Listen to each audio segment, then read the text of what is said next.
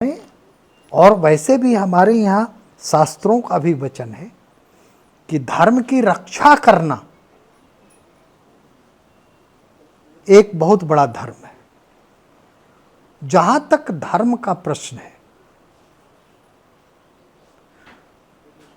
तो इतिहास को मैं वेद उपनिषद इन ग्रंथों की बात को थोड़े देर के लिए छोड़ देता हूं।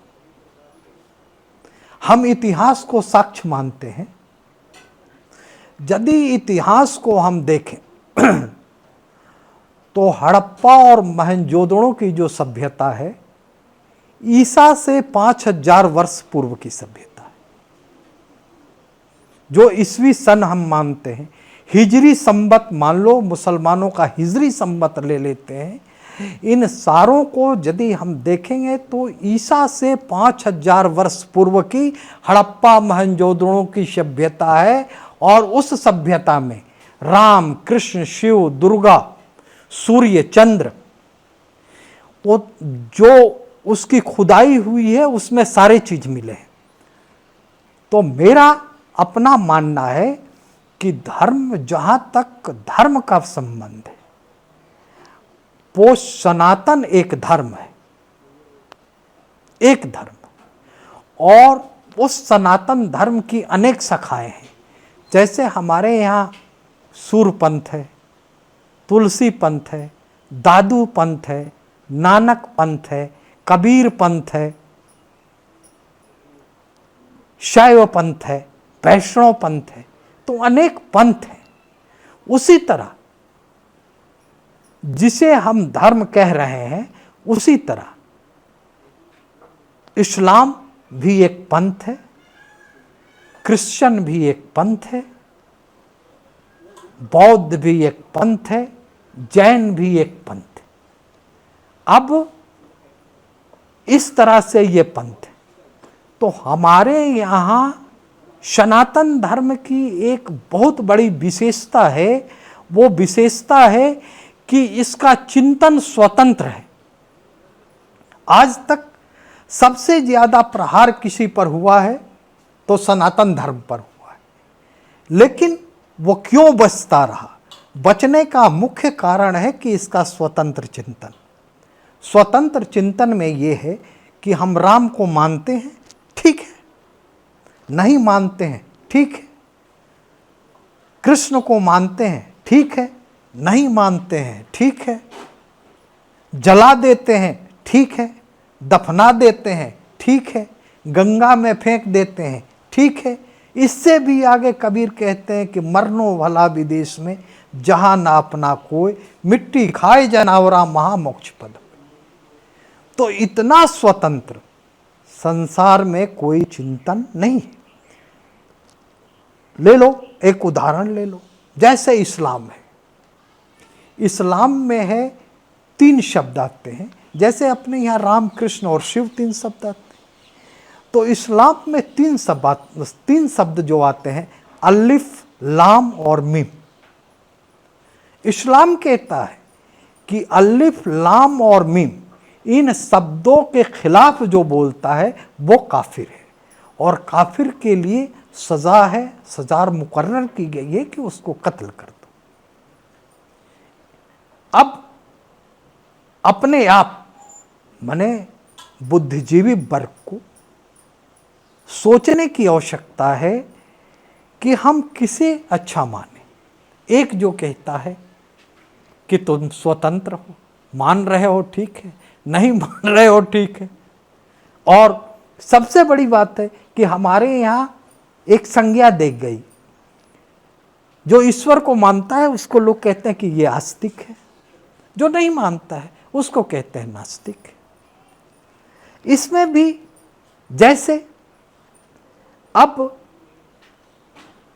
रावण को बहुत सारे लोग कहते हैं कि वो नास्तिक था, लेकिन वो सबसे बड़ा आस्तिक है क्योंकि वो शिव का उपासक है।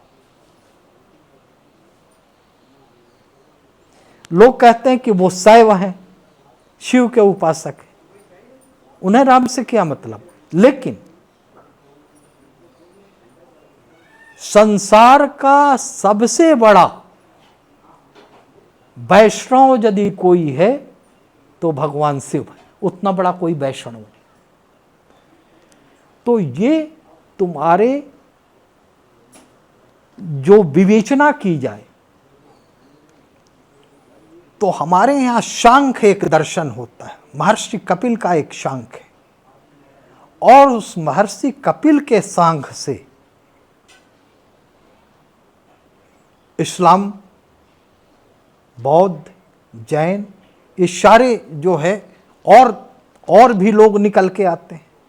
सांख्य दर्शन को पढ़ो तो पता चल जाएगा। उसमें सांख्य को पढ़ो तो साकार और निराकार का पता चल जाएगा। सांख्य दर्शन को पढ़ो तो ईश्वर के विषय में कि ईश्वर जो है बड़ा एक ज्यादातर लोगों का प्रश्न है ईश्वर के विषय में। तो ईश्वर जो है शाश्वत सत्य है, और वो सत्य तब है कि जब हमारी दृष्टि उस तरह की हो जाए। इस पर एक मेरी कविता है, वह तो परे है सत्य और असत्य से, पाप और पुण्य से, धर्म और अधर्म से। इन सारे आशाओं का पहले परित्याग कर दो, तब जान पाओगे। नहीं तो ऐसे ही पाप पूर्ण धर्म अधर्म में निरंतर अमूल समय चुक जाएगा। ठीक है, डरो उससे जो सर्वोपरि है, वही है वो मुक्ति। निरंतर कुछ समय को चिंतन के द्वार पर थपकी दो और सुनो उस शब्द को जो निरंतर उसी का गुणगान करता है। जब सुनोगे वह शब्द तो स्वतः पाओगे आनंद और भूल जाओगे पाप पुण्य के भेद को। कहने का मतलब ये है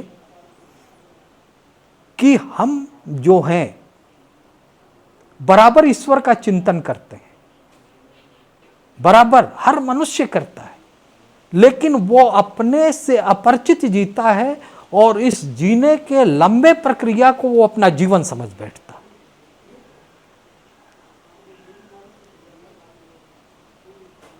हम उसे नहीं जान पाते कि हम क्या कह रहे हैं, क्या सुन रहे हैं। जब तक 21,600 श्वास मनुष्य दिन रात में लेता है और वो 21,600 श्वास हर वक्त उस ईश्वर का स्मरण करता है। लेकिन हमने अपने कहा कि हम अपने से अपरिचित जी रहे हैं। तो जिस वक्त हमें, जो हमने कल भी पहले भी कहा था कि गुरु, योग्य गुरु जिस वक्त हमको उसका बोध करा देता है, उस वक्त हमारा जीवन सार्थक हो जाता है। क्योंकि हम जो देख रहे हैं, हमारी जहां तक दृष्टि जा रही है और हम जो देख रहे हैं वो सब नश्वर है, सब नष्ट हो जाएगा। सत्य क्या है? हमारे सिद्धांत कहते हैं जगत मिथ्या ब्रह्म सत्य, संसार मिथ्यावत है और सत्य वो ईश्वर है।